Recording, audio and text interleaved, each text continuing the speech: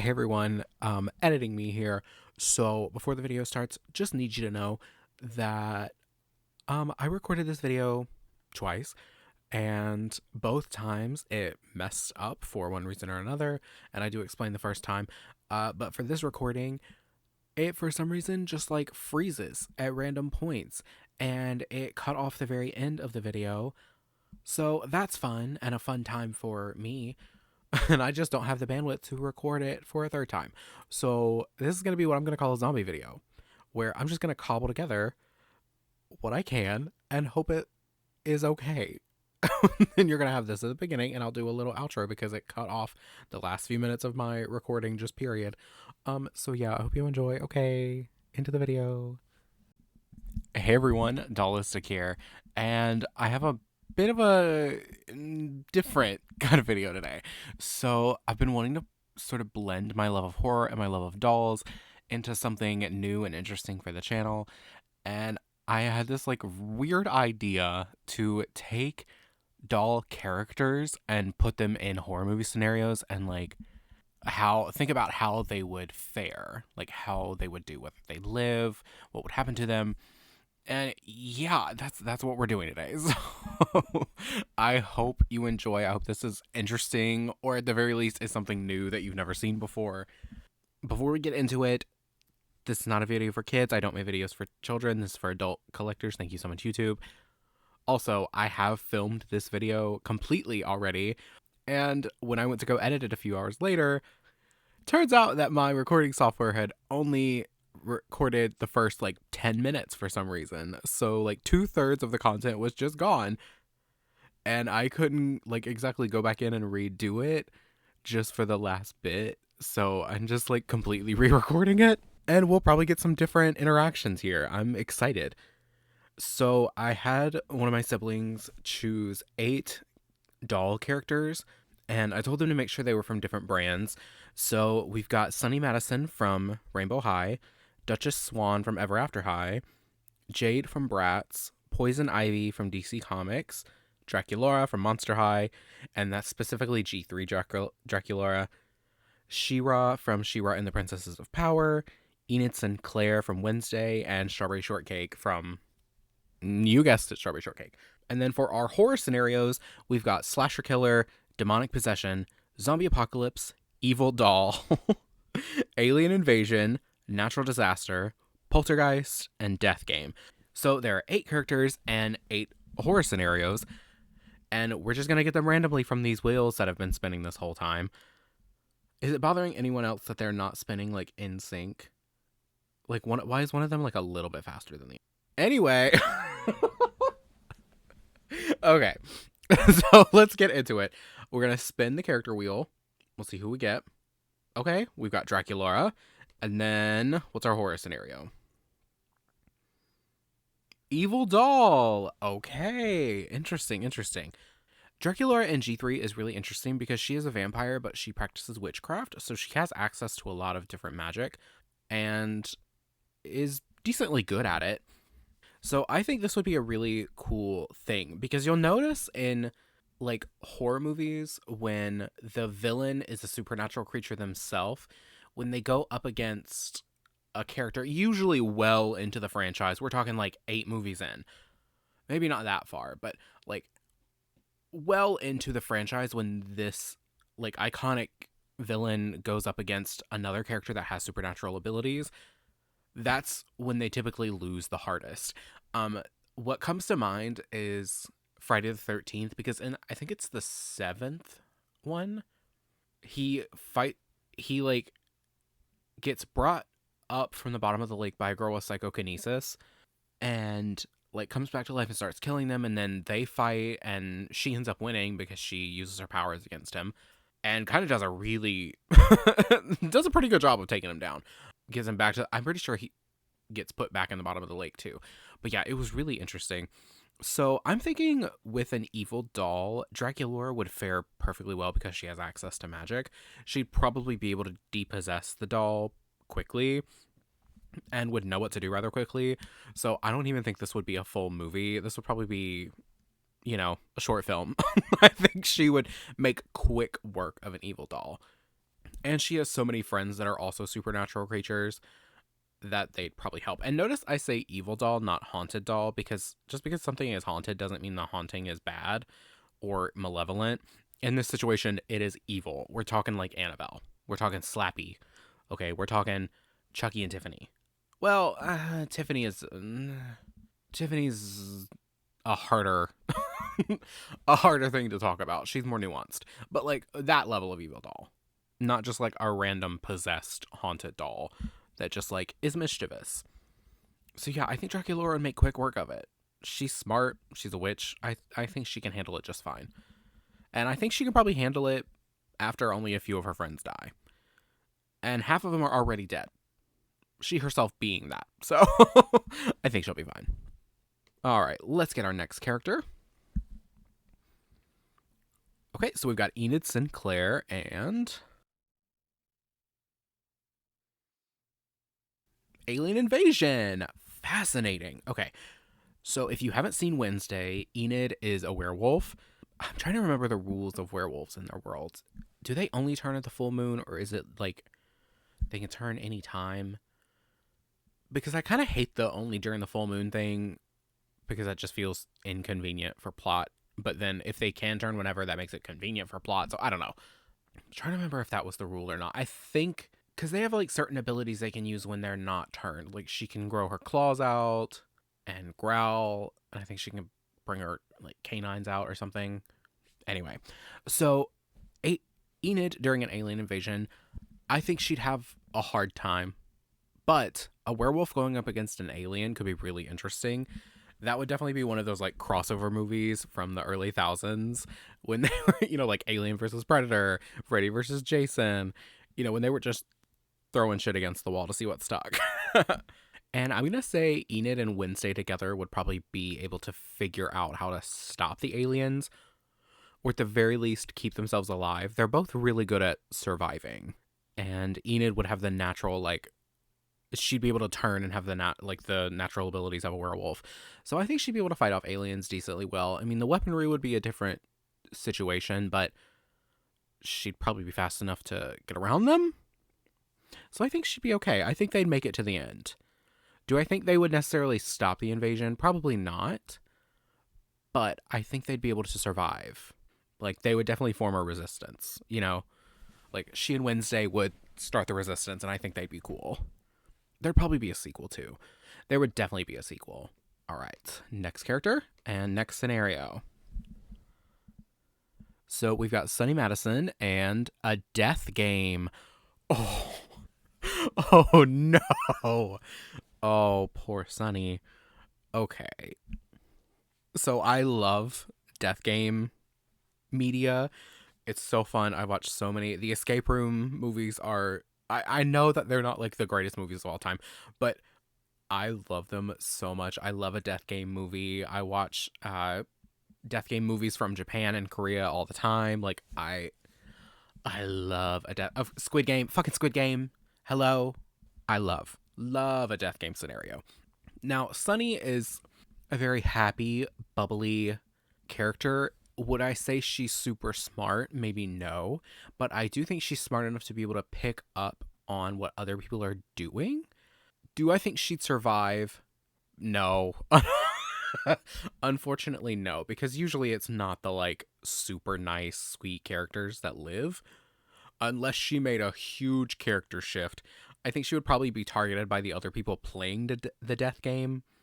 Or death games, because it's never just one. Unless it's Saw. Well, even then, it's not always one. And that's not even really a game. That's more like, you're going to just cut something off and I'll let you live, Anyway, I think she'd probably be preyed upon by the other characters in the death game.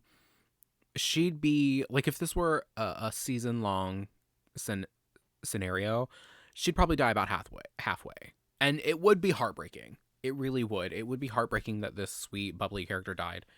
But I don't think she's making it to the end. And if she does, it is solely because other people were propping her up.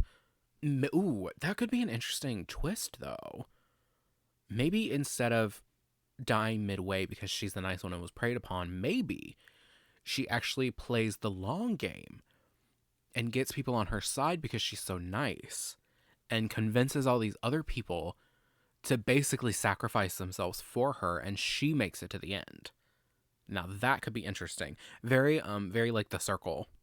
Not the awful Netflix show. I'm talking the movie, The Circle. Where like she plays the, well, he wasn't really a nice, likable character. I'm gonna stick with my first guess, is that she would probably die about halfway through the season. Or halfway through the movie if this were a movie. I think she'd do well at first, but I don't think she'd last very long. She'd honestly probably go crazy about halfway through. Like, the nice characters often like lose their spark and go a little mental. So it's not looking good for Miss Madison. Okay, let's get our next one. She-Ra and Slasher Killer. Interesting. Okay, so if you don't know much about She-Ra from She-Ra and the Princesses of Power, it was a Netflix show. I actually made like a whole retrospective on the video on, I think, their dolls, like early on in my YouTube career that flopped so hard. But do I think she'd survive a slasher killer? Probably. I mean, she's basically a god. Like, she's not quite god level, but like she is extremely powerful. Like, a slasher villain would have to work really hard to get her, you know? Do I think she'd make quick work of a slasher? No, I actually think he would cause a lot of damage. Probably take out several of her friends first. Like, Bo, he's dying. Okay. Do I think Glimmer would die? Probably not. Especially later on in the series, Glimmer, after she has some edge to her. Well, I mean, she kind of always had a little bit of edge underneath the, like, happy exterior. But, like, later on, Glimmer would be perfectly fine. Like, she would definitely take out, this slasher villain would definitely take out several of her friends before she got him, but like, she's gonna get him. And I think she'll be just fine. I think it'd be a really interesting reveal, perhaps even being one of her friends, very Scream. But I think she's gonna be fine. I think she, Glimmer, and Neptuna would probably make it to the end, and they would be like the final girls. They would be the three final girls. And it would be revealed to be, I don't know, one of the lesbians, maybe. And their motive was, being lesbian was our thing, and then you came and took it. And then, you know, killed everyone else. Oh, maybe it's both of them. Maybe it's both lesbians. Oh, do you remember them? They're so cute. I don't know if y'all watched the show, but they were precious. There was one that was, I think, Wind, and one was, like, Nets. And her name was Natasha. Stop it. I love them. And they were so precious. Next character and next scenario. Duchess Swan in a zombie apocalypse. I did not spell apocalypse right. What am I doing? And y'all just let me do that. It's apocalypse. Okay, girl. But anyway, so we've got Duchess Swan in a zombie apocalypse. Okay. That's a hard sell. Now, she does have some advantages in a zombie apocalypse, because she does have the ability to turn into a swan, and the zombies, depending on which genre of zombie it is, which subsection of zombie it is, really depends, but usually they don't go after the animal population. So, unless it's like Resident Evil zombies or like one of the other creatures that do, they typically only go after humans. So she does have an advantage there, where she could just turn into a swan and immediately become not invisible, but like the zombies wouldn't want to eat her. However, because of who she is as a person, I don't think she would, especially at the beginning, I don't think she would do very well, because people would not be inclined to like help her, and she's not exactly great at scheming. So she would probably be a lone survivor. Not that she would be the only survivor, just that she would be a loner in the survival of the apocalypse, because she's also definitely vain and narcissistic enough to want to stay alive during a zombie apocalypse. But I don't think she'd get along well with colonies in the afterworld. So she'd either be completely alone, or people would have metaphorically fed her to the wolves by now. Or by a little bit into the apocalypse. So do I think she'd survive? Probably.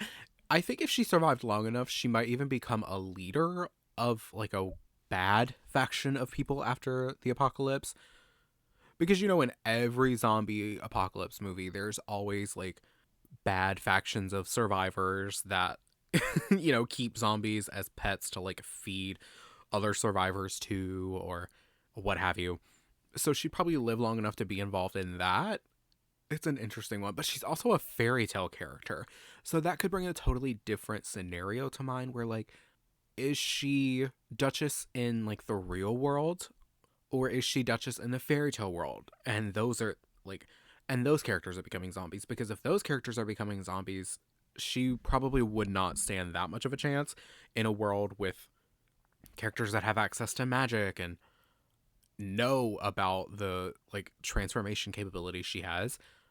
They would probably take her out. Like, they would know that, oh, that's her over there. That's Duchess. She's a swan right now, but I know that's her. So we're going to take her out. So I don't know. There's a lot of different variables to a zombie apocalypse. But I'm going to say she'd either A, live because she went off on her own, or B, died because the other the other characters sacrificed her so they could live. Oh, poor Duchess. Next. Okay, poison ivy and demonic possession. Interesting. So Poison Ivy is from DC Comics, of course, and the reason she got on this list at all is because Barbie, you know, released the Poison Ivy and Harley Quinn dolls, and of course I have both of them because I love this character so much. And another interesting facet is that demons are canon in DC lore. Like, there are several demons that are pretty well known in the DC canon, so there's honestly the possibility that she has been possessed by a demon before. I'm not 100% sure on that because obviously I'm not a encyclopedia of DC information, but it is possible that she's been possessed. I do think Ivy would probably be fine, although demonic possession is often something that, like, you have to get help with, and she's not always known for her ability to work with others. Harley being, like, the rare exception. However, I do think Harley would stop at nothing to free her from the possession, so I think she'd live perfectly fine, and I think she'd probably come out with her sanity intact as well because she could just escape into the green. But that also brings up another interesting scenario where does the demon then have access to Ivy's powers? Like, will the demon then have access to the green? Could he come in and ruin things?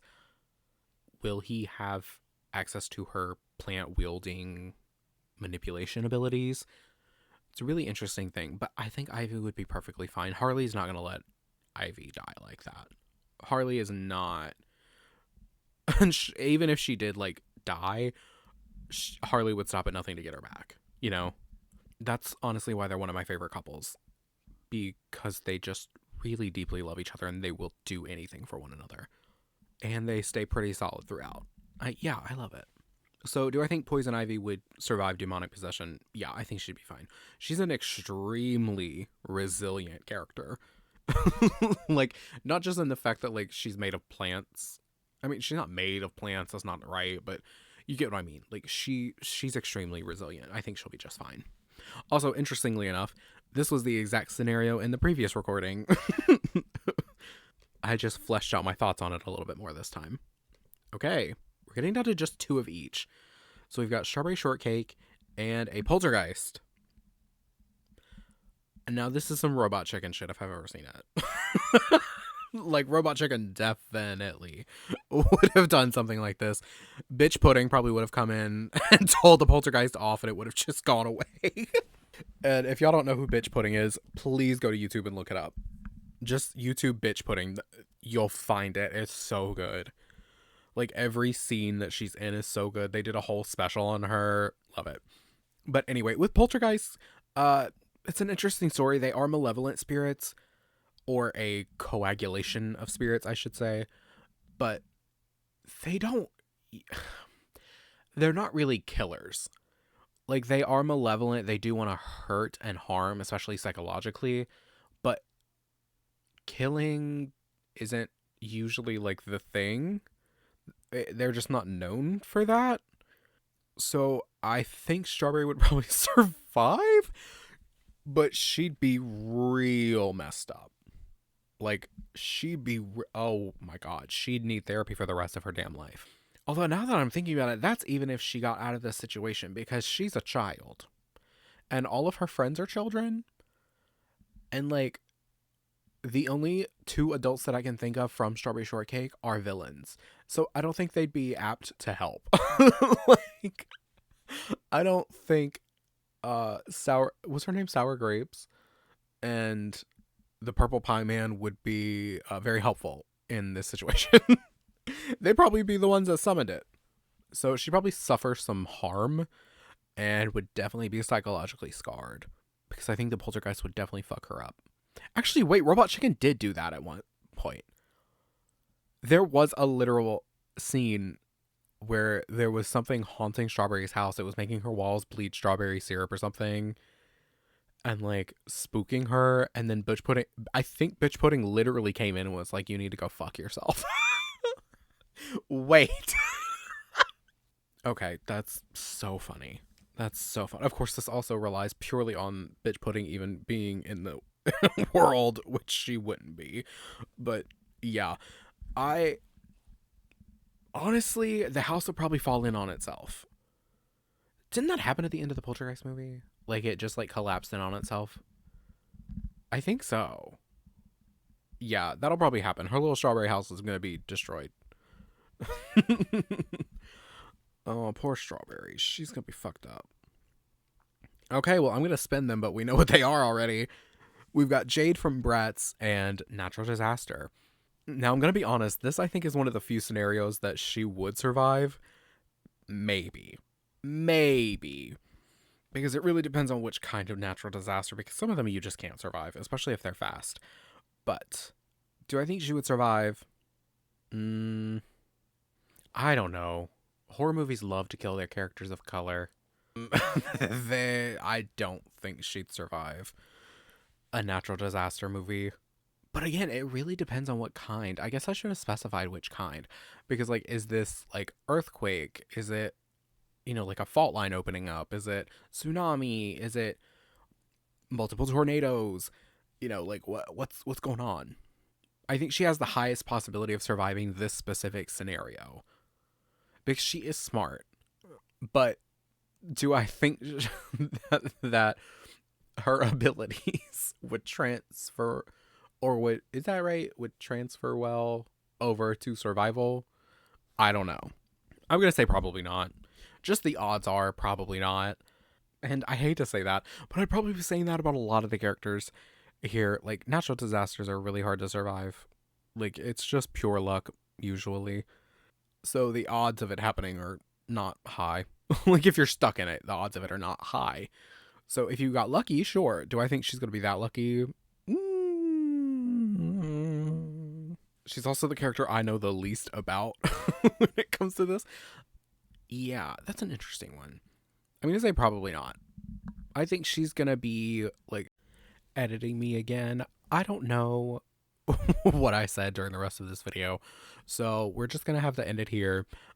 Jade died in the apocalypse, or Jade died in the natural disaster. I'm going to say that. That's where we ended on that. I know. I just don't know all the other stuff I said. But thank you so much for watching.